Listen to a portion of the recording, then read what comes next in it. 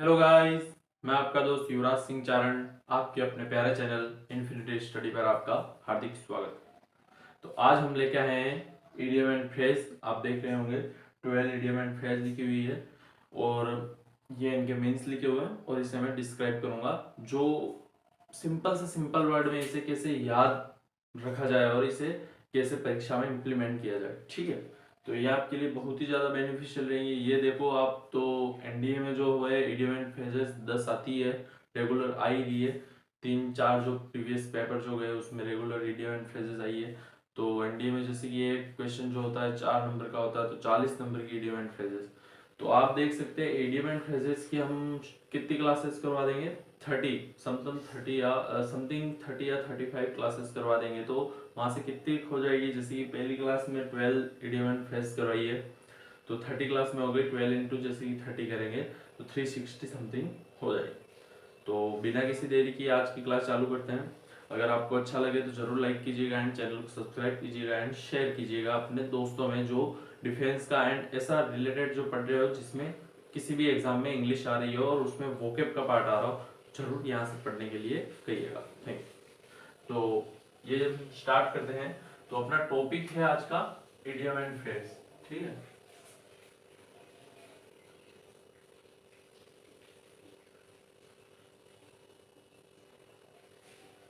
ठीक है, idiom and phrase. First question अपने पास आया फेबियन पॉलिसी। फेबियन पॉलिसी, इसे याद करने का तरीका क्या कह सकते हैं अपन। फेबियन पॉलिसी का मतलब होता है अपने इंडिया की जो सरकार है, कोई भी सरकार, चाहे कांग्रेस हो, चाहे बीजेपी हो, चाहे आप हो, कोई भी सरकार, ठीक है। और जो गवर्नमेंट के काम होते हैं वो कैसे काम होते हैं, फेबियन पॉलिसी के तहत काम होते हैं, यूं कह सकते हैं। पॉलिसी ऑफ डिलेइंग डिसीजन, बहुत देर लगती है उन्हें कोई भी डिसीजन लेने में, तो ये होगी अपनी फेबियन पॉलिसी, ठीक है। तो देरी से जो लिया गया निर्णय होता है उसे कहते हैं फेबियन पॉलिसी। ये जो फर्स्ट वाली इडियम है मैं आशा करता हूँ आपको आराम से समझ में आ गई होगी। सेकंड नंबर की इडियम अपने पास है ये लॉन्ग इन द टूथ, ठीक है। अब आप देख रहे होंगे लॉन्ग इन द टूथ का मतलब इधर दे रखा है रादर ओल्ड। अब अपन कह सकते हैं जो बूढ़े लोग होते हैं कि उनके दांत बहुत ज्यादा लंबे होते हैं, यूं कह सकते हैं। अगर याद करने के लिए इसको अगर अपने वर्ड में इसको कैसे याद करा जाए, मैंने तो इसको ऐसे याद कर रहा है। लॉन्ग इन द टूथ का मतलब होता है जो बूढ़े लोग हो जाते हैं उनके दांत लंबे हो जाते हैं, या उनके दांत हो, जैसे कि आजकल के बूढ़े लोगों के दांत होते ही नहीं है, टूट जाते हैं अधिकतर, पर दांत लंबे हो जाते हैं या तो उनके दांतों के बीच में गैप हो जाता है, तो लॉन्ग इन द टूथ उससे याद कर लीजिए। बूढ़े लोगों के दांतों के बीच में गैप जो है वो लंबा हो जाता है, तो वो गया रादर ओल्ड, यानी वो बूढ़े हैं, ठीक है। तो इसको याद करने का तरीका क्या होगा, लॉन्ग इन द टूथ जिसका मतलब होता है रादर ओल्ड, ठीक है। तो ये हो गया सेकंड, रादर ओल्ड। थर्ड अपने पास आया abrasion face fellow. Brazen, brazen का मतलब क्या होता है, बेशम, ठीक है। ब्रेजन का मतलब होता है बेशम, तो ब्रेजन यानी होता है बेशम। अब देखना, अब ब्रेजन फेस फेलो अपन जैसे कि आपने सुना होगा डट्टी फेलो, ऐसे कुछ बचपन में सुना है मैंने तो लड़कियों से ही, दूसरा तो और कोई बोलता नहीं है। अब ब्रेजन बेस्ट फेलो यानी एक ऐसा लड़का जिसका जो चेहरा है बेशम से हुआ है, बेशम जैसा है वो, यानी उसके अंदर कुछ शर्म नहीं है, उसका चेहरा ऐसा ही है, यानी उसको देख के ही लग रहा है साला बेशर्म में कुछ समझ में नहीं आ रहा। तो इम्प्यूडेंट, इम्प्यूडेंट का मतलब भी वही होता है बेशर्म, ठीक है, ठीक है। इम्प्यूडेंट का मतलब भी क्या होता है, बेशर्म। तो ये इसका क्या हो गया, जैसे कि और अपन सिनोनिम देख सकते हैं, डिसोबीडिएंट कह सकते हैं इसको, ठीक। डिसोबीडिएंट का भी मतलब बेशर्म ही होता है, तो इम्प्यूडेंट फेलो का मतलब हो गया डिसोबीडिएंट, ठीक है। 2 मिनट वेट करिएगा।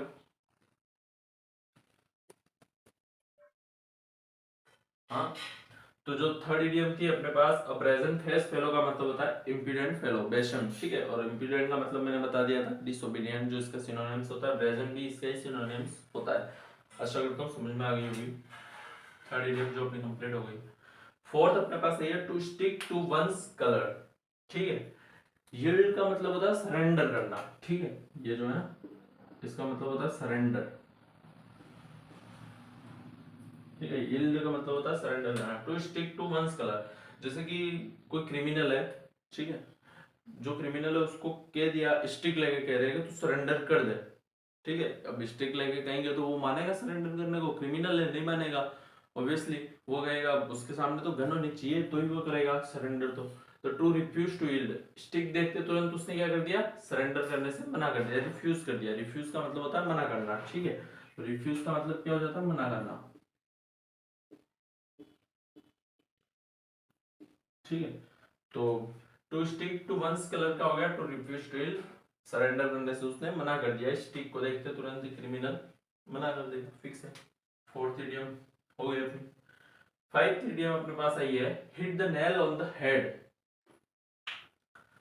Hit the nail on the head, hit का मतलब होता है जोर से मारना, ठीक है। नेल ऑन द हेड यानी जो नेल है वो उसके हेड पर एकदम जो बीचों बीच जाके, यानी जैसे कि आपने मूवीज देखी होगी वगैरह, जो वॉर वाली मूवी होती है या चाहे कोई भी अच्छी मूवी होती है जिसमें ज्यादा से ज्यादा फाइट सीन होते हैं, ठीक है। तो उसमें क्या होता है, जो बुलेट होती है वो अधिकतर यहाँ लगती है ना, हिट हिट, ठीक है। हिट यहाँ पे होती है, नेल ऑन द हेड एकदम हेड के बीचों बीच होती है। तो वो क्या होती है, to touch to exact point, यानी उसको जैसे कि स्नाइपर बैठता है, आपने देखा स्नाइपर जैसे कि बड़ी बड़ी बिल्डिंगों के ऊपर बैठता है और शूट करता है। शूट करता है वो कैसे करता है, एग्जैक्ट पॉइंट उसका लगना चाहिए, वो वहां पे एग्जैक्ट पॉइंट पे शूट करता है, ठीक है। फाइव इडियम का जो था, hit the nail on the head का हो गया to touch to exact point, ठीक है। अब सिक्स अपने पास ये, to be vacant in upper storey. Storey का मतलब होता है मंजिल, ठीक है। जैसे कि ये बिल्डिंगों में मकान होते हैं, फर्स्ट मंजिल, सेकंड मंजिल, थर्ड मंजिल, ऐसे थर्ड फ्लोर ऐसे है ना। तो स्टोरे का मतलब हो गया मंजिल। अपर यानी ऊपर वाला, वैकेंट यानी होता है खाली, ठीक है। याद रखिएगा, वैकेंट यानी होता है खाली। To be vacant in our store है। अब जैसे कि अपने किससे बहस हो जाती है या किससे आर्गुमेंट हो जाता है, उससे उसको अपन क्या कह देते हैं कभी कभी, तेरे ऊपर का दिमाग खाली है क्या, यूं कहते हैं कि नहीं कहते हैं, जैसे कि नॉर्मली वर्ड्स में यूं कहते हैं इसके ऊपर का है ही नहीं, सपाट है साले के यूं। तो to be vacant in upper store है, तेरे ऊपर की मंजिल खाली है क्या, यानी टू बी फीबल माइंडेड। तो वो क्या होता है, कमजोर। तो ये जो टर्म्स है वो किसके लिए, कमजोर के लिए यूज करेंगे। फीबल यानी होता है कमजोर, ठीक है, ठीक है। तो to be vacant in upper storey का मतलब हो गया टू बी फीबल माइंडेड, कमजोर दिमाग वाला व्यक्ति। तो सिक्स वाली जो इडियम है वो हमने कंप्लीट कर दिया। सेवंथ वाली पे आते हैं अपन, होल्ड ओवर द कोल्स, ठीक है। Hold over the coals, hold over the coals का मतलब क्या होता है, ये मैंने गलती से लिख दिया है, सॉरी माफ करिएगा। होल्ड ओवर द कोल्स का मतलब होता है किसी को डांटना होता है, होल्ड ओवर द कोल्स का मतलब, ठीक है।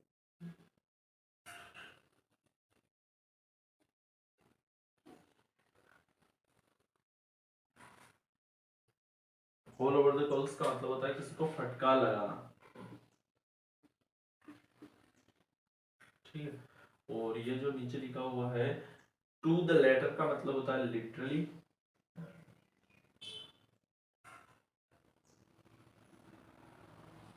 और एग्जैक्टली, ठीक है, वास्तव में। तो होल ओवर द कोल्स का मतलब हो गया टू स्कोल्ड, किसी को फटका लगाना, हिंदी में लिख सकता हूं मैं, फटका लगाना।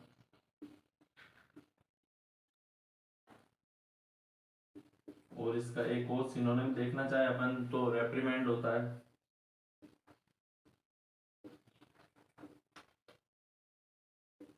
ठीक है। पुल ऑफ, पुल ऑफ भी एक फ्रेजल वर्ब होती है। चाइड यानी फटका लगाना होता है किसी को, CHIDE, चाइड यानी भी फटका लगाना। होल ओवर द कॉल्स का मतलब हो गया किसी को फटका लगाना, टू स्कोर। इसको याद कर सकते हैं अपन, ऐसे कोई ट्रिक की इसके लिए मैंने बनाई नहीं है अपने वर्ड आराम से। अगर अगर किसी चीज को बार बार रिवाइज करेंगे तो ऑब्वियसली वो याद होनी है, तो बार बार रिवाइज करेंगे तो रिवीजन करना ही है वोकैब का, तो अधिकतर दिन में, तो ये याद हो जाएगी, ठीक है। 8 नंबर की इडियम अपने पास आई है, to the letter. To the letter का मतलब होता है लिटरली और एग्जैक्टली यानी वास्तव में, ठीक है। टू द लेटर का मतलब क्या हो गया, वास्तव, ठीक है, लिटरली और एग्जैक्टली। तो ये भी याद कर सकते हैं, टू द लेटर का मतलब हो गया लिटरली और एग्जैक्टली। अब आया है नाइन्थ अपने पास इडियम, टू रेड साउंडली। अब जैसे कि आपने देखा होगा अभी जो ब्रह्मास्त्र मूवी का बॉयकॉट बहुत ज्यादा चला था, वो एकदम कैसे चला था, टू रेड साउंडली। उनकी क्या कर रहे थे, आलोचना कर रहे थे, सेंसोर, क्रिटिसाइज करना, ठीक है। तो जो ब्रह्मास्त्र मूवी है उनको बॉयकॉट कर रहे थे, क्रिटिसाइज कर रहे थे, पर उसका उनको क्या हो गया, बेनिफिट हो गया। तो वही चीज है तो टू रेड साउंड यानी बहुत ही ज्यादा जोर जोर से बोलना उनके लिए, ठीक है। आके भाषण दे रहे थे, आगे उनकी क्रिटिसाइज कर रहे थे, आलोचना कर रहे थे, लेकिन टू सेंसर स्ट्रांगली एकदम बहुत ही कड़ी तरीके से उनका जो सेंसर आलोचना कर रहे थे, तो वो और ज्यादा उनके तो बेनिफिट हो गया। टू रेड साउंडली का मतलब तो अपने क्या हो गया, टू सेंसर स्ट्रांगली यानी कड़ी आलोचना करना, ठीक है।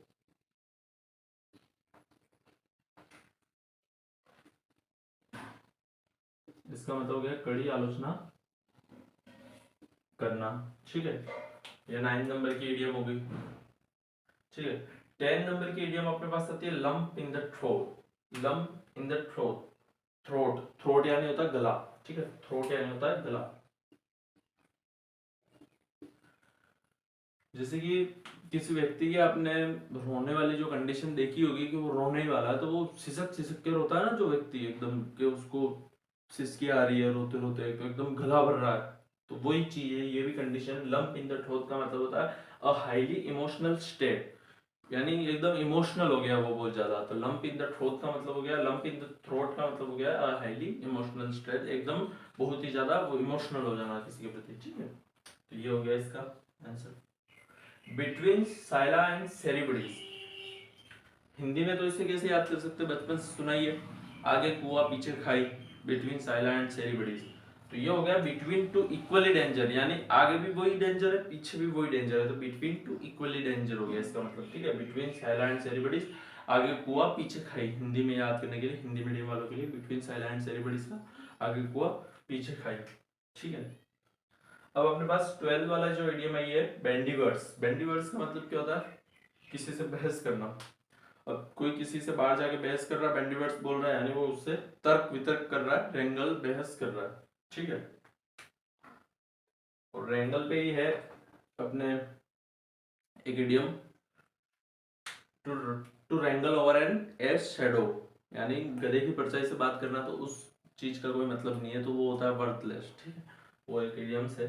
तो आज का जो वोकैब बूस्ट नंबर 2 है, जिसमें हमने इडियम एंड फ्रेज की है, तो ये आपको जरूर अच्छी लगे तो इसको जरूर लाइक कीजिएगा एंड चैनल को सब्सक्राइब एंड शेयर कीजिएगा, और इसका स्क्रीनशॉट लेना तो मत भूलिएगा। Thank you.